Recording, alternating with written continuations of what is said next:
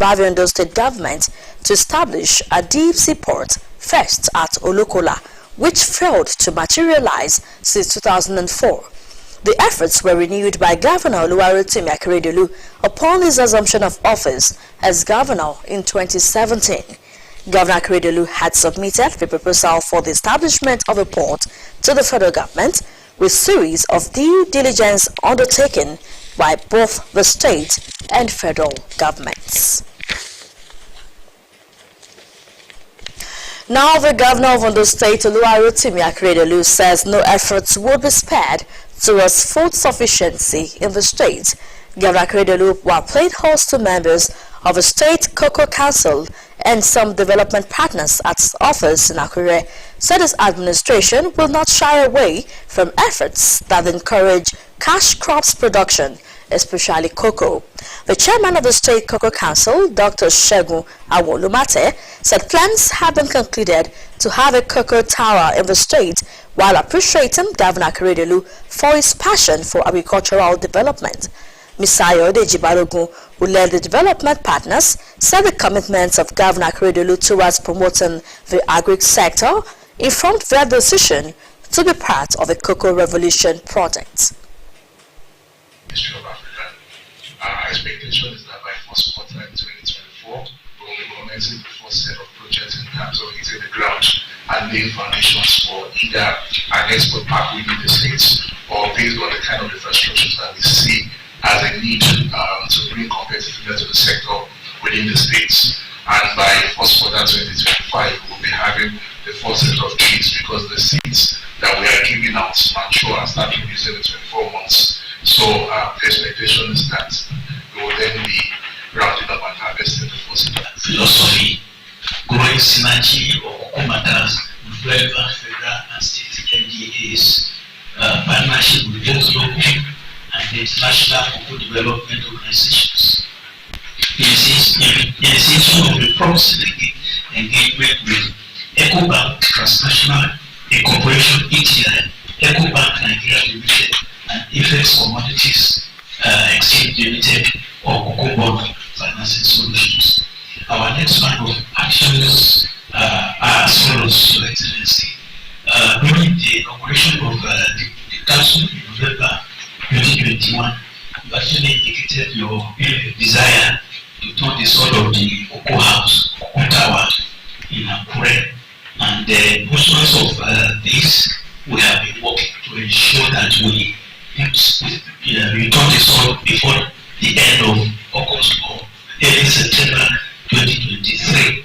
And because of this, we already put a planning committee in place, chairman, headed by Mr. John Alamo. In our forest, first party,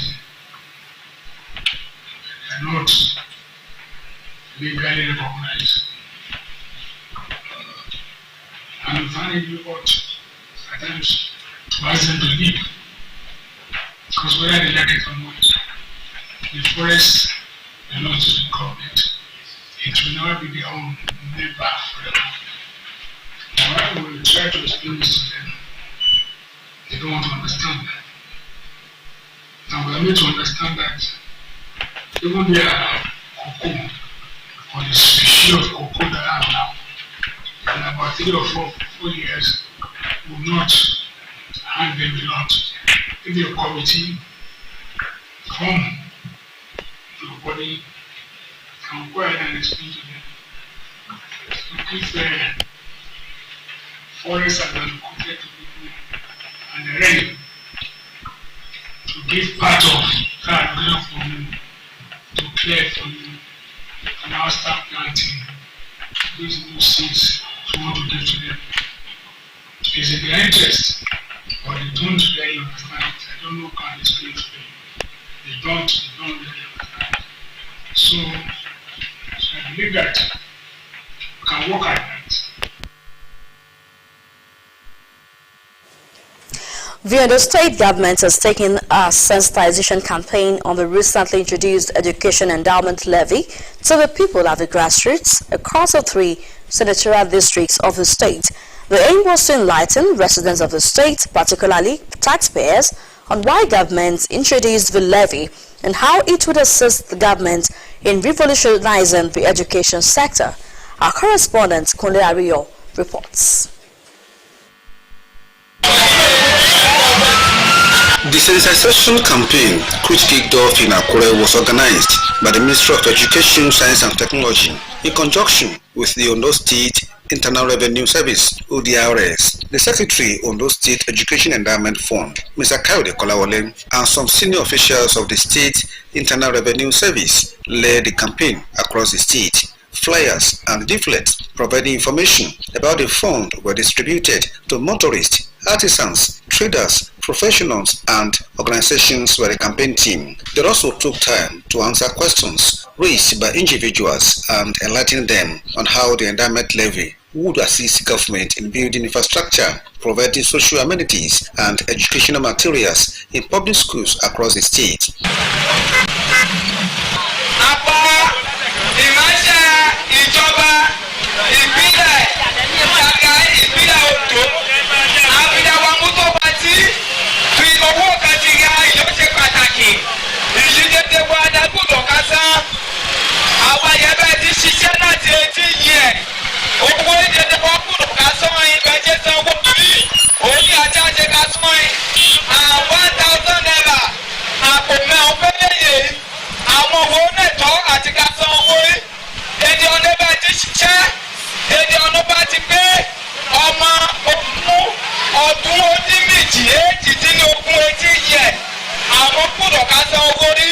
Speaking on the program, Secretary, Ondo State Education Endowment Fund, Mr. Kayode Kolawole, said the campaign around the state was a huge success. Mr. Kolawole solicited the understanding of the people of the state on the education endowment levy by cooperating with the state government, saying funding the education sector should be a collective effort. Everything is just to, sensitize people and create awareness about this 1,000 naira education levy in the state.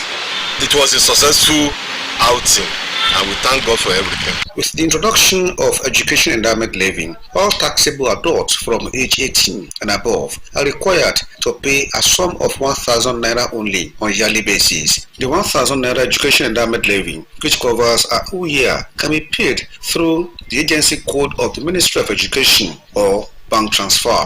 Kunle Ario, Osrc News. President Muhammadu Buhari will on Friday, May 19, inaugurate the state-of-the-art presidential VIP wing of State House Medical Center, Abuja.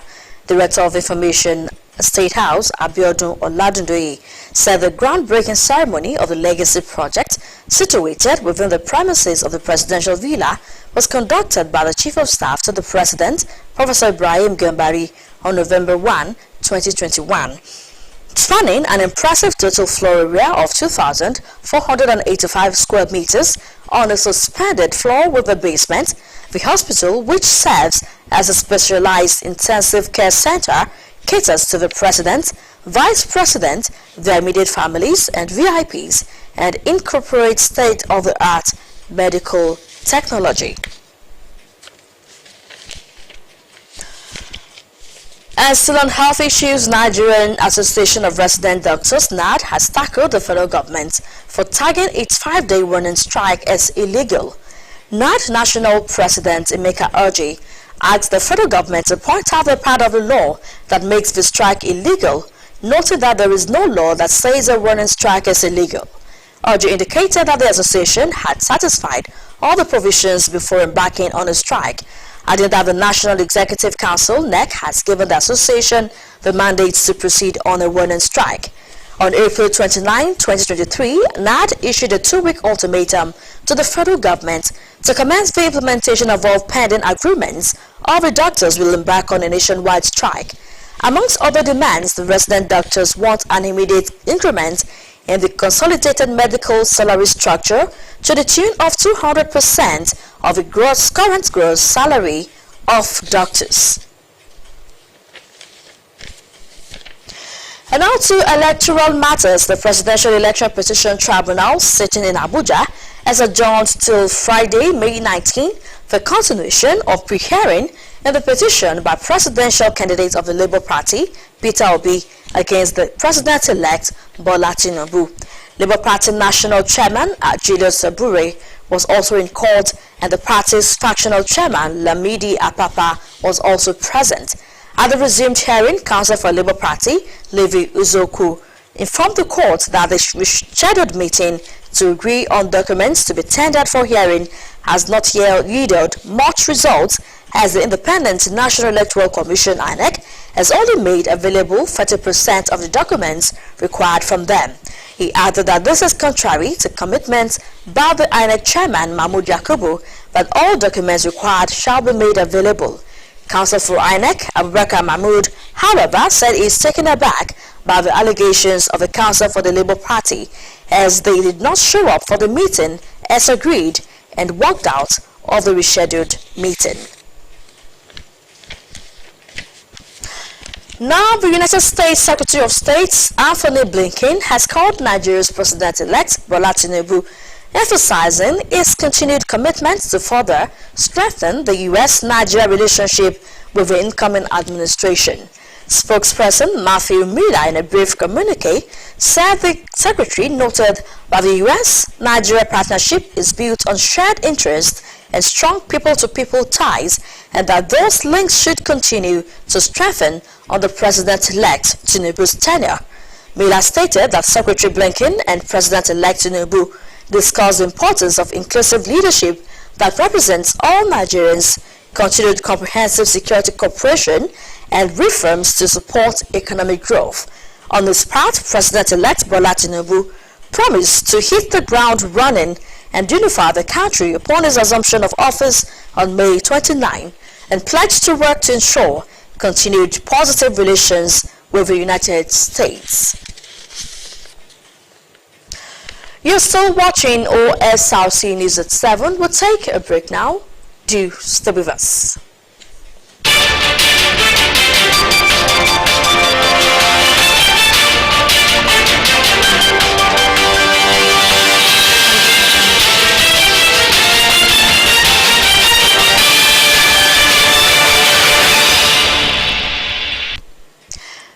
Glad to have you back. You're still on to Osrc News at 7. You can watch us live on our website www.osrc.ng, or follow us on Facebook, Osrc TV, and on YouTube you can subscribe to our channel, Osrc TV Ondo. Over 30 vehicles have been impounded for flouting road laws, including those without necessary documents required to apply roads in Ondo State. The Ondo State Internal Revenue Service, alongside security agencies, during an ongoing enforcement in different parts of the state, clamped down on vehicles without required number plates, valid documents, as well as drivers without licenses.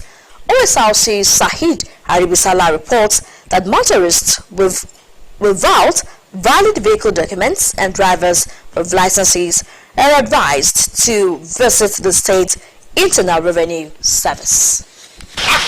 Away from the confines and comfort of their offices, staff of the Ondo State Internal Revenue Service were out on major roads in different parts of the state for the enforcement of road laws and taxes. The enforcement team also had officers of the Nigerian Police Force, those of the Federal Road Safety Corps, the Nigeria Security and Civil Defense Corps, and operatives of the Vehicle Inspection Service. Within the state capital, Akure, and other towns, owners of public and private vehicles were requested to tender vehicle documents, driver's licenses, among other requirements for road usage as stipulated by law. It's not a process. You are supposed to have something. Even if it's on phone, they can send it to you electronically. My paper expired in April, so I went to VRD. They have been asking me that this number is the old number that I'm using old number, so I asked them to help me process a new number, and I've actually got the new number. But the team leader and state licensing officer at the Internal Revenue Service, Mr. Olajide Olubenga, said the enforcement of traffic laws will also enhance safety of lives in the state. The position of the traffic law is that every vehicle that will apply government road must have one must be properly registered and must have valid vehicle documents. And that is why we are out to ensure that vehicles that are on the road comply with the traffic rules. And those that are not complying, we want to ensure that they comply. In view of the security situation in the country, we have to check the validity of documents of vehicle plying our roads. If they don't have valid documents, we are not able to trace them. But if their vehicle papers are valid, it will be very easy to track down anybody that commits any atrocity using vehicles. Vehicles using old number plates, expired documents were impounded, with those affected directed to visit the Ondo State Internal Revenue Service with an assurance of speedy service delivery. As far as Ondo State Internal Revenue is concerned, we do our job with dispatch. Issue of renewal of registration or renewal of vehicles cannot take more than an hour. And even the registration of a vehicle cannot take more than 24 hours. Some motorists who encountered the officers in the line of duty commended their efforts towards enhancing safety and boosting government revenue. It is good for citizens to comply. I think it's a means of generating income for the government. This is a civic responsibility. I support it, but kí a lè wà safety náà ni kí ó má sí palára. The enforcement of road laws, according to Ondo State Internal Revenue Service and other stakeholders, will continue in the days ahead. Sahid Arabisala, Osrc News. The people of Okiagbe community in Akoko Northwest local government area of Ondo State have expressed grief over the death of Ajana Oba Oladumoye Fajano, who was described as a man of peace that loved his community. After 32 years of peaceful reign, the paramount ruler passed on, plunging Okiagbe community and Akoko Northwest Council into mourning.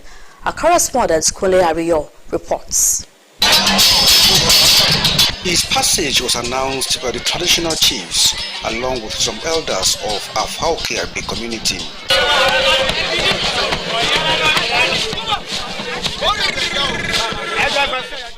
This was followed immediately with 21 gun salutes at the entrance of the palace, signaling that the traditional ruler of Okiagbe has joined his forebears.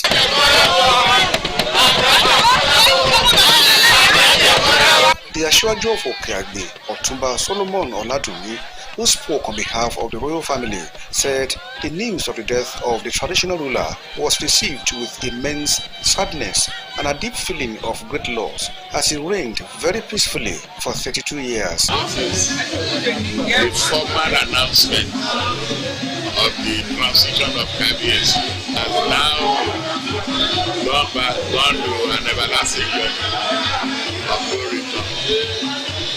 And so we are announcing and celebrating that.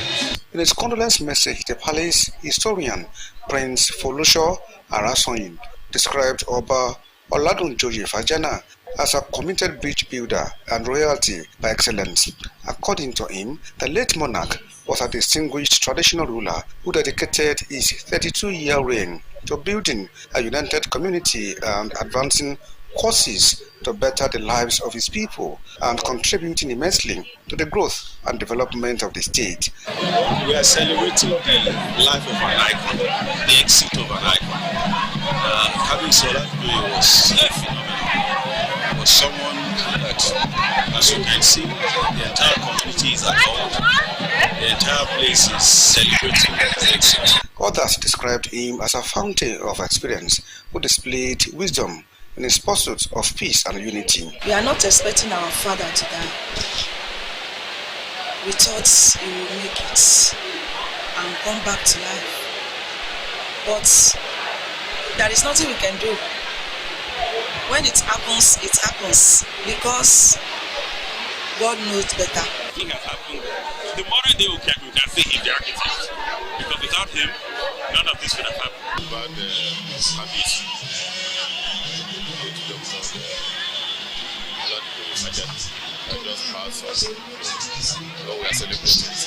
they said Oba Fajana would be greatly missed by the people of Okiagbe. before he ascended the throne of his forebears. Obafajana, a banker of long experience, was a former employee of African Development Bank and World Bank. Kunle Aruyo, Osrc News. The federal government has inducted 8 female achievers into the Nigerian Women Hall of Fame at the National Center for Women Development for their outstanding performance in the professional fields. Minister of Women Affairs Pauline Talon, while inducting the women, commended the inductees for their contribution and exceptional feat.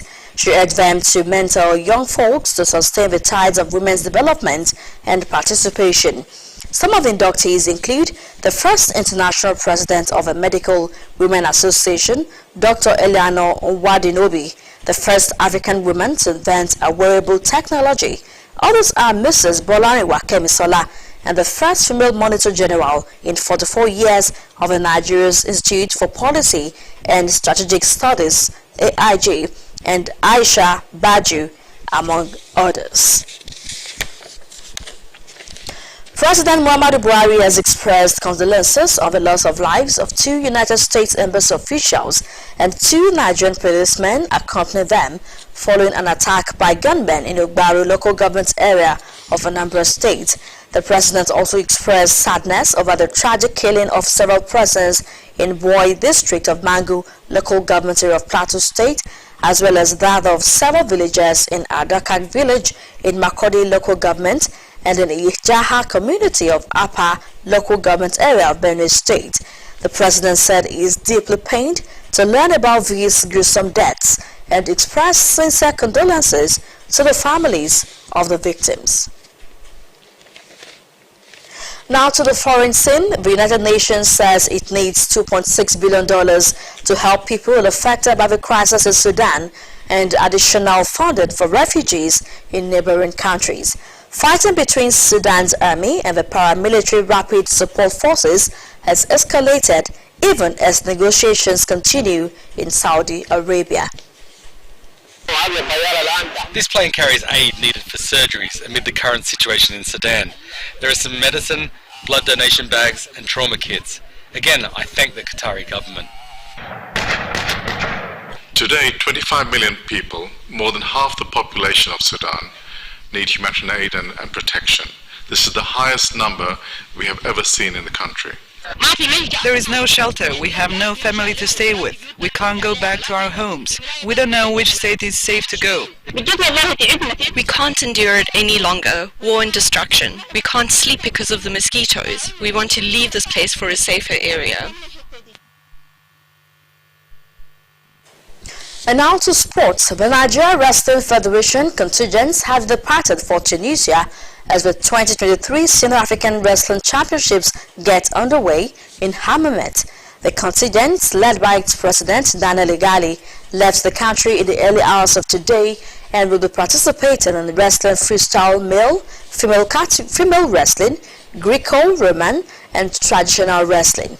Speaking briefly before the team's departure, Igali expressed optimism of a good outing despite technical challenges the federation faced in the last couple of days. Meanwhile, during the championships, apart from participating at the senior and junior categories, Nigeria will also engage in a 2-day training camp, including the qualification series for African Beach Games coming up later in June this year. And still on sports, Confederation of African Football (CAF) executives will meet in Algiers, Algeria tomorrow to decide on the qualifying format for the 2026 FIFA World Cup. The competition will be hosted by North American countries, Canada, Mexico, and USA. It will be an expanded World Cup with 48 teams taking part instead of 32. Africa will be represented by 9 teams at the 2026 Mundial. The Super Eagles failed to qualify for the last edition of the Global Soccer Fiesta hosted by Qatar. CAF will also deliberate on the bids submitted for the hosting of this year's Women's Champions League, as well as a progress report of next year's AFCON in Cote d'Ivoire. Before we go tonight, let's take another look at the major stories. The federal government has issued an operational license for commencement of the Ondo Deep Seaport. We told you that Governor Akredolu has restated his administration's commitment to food sufficiency drive. The governor spoke while receiving members of the Ondo State Cocoa Council and other relevant partners. We brought to you that the federal government has inducted 8 Nigerian women into the Nigerian Hall of Fame in recognition of their contributions to national development. And from the foreign scene, you heard that the United Nations says it is targeting $2.6 billion to help Sudanese who have been displaced due to fighting. That's the news. Thank you for watching. Good night.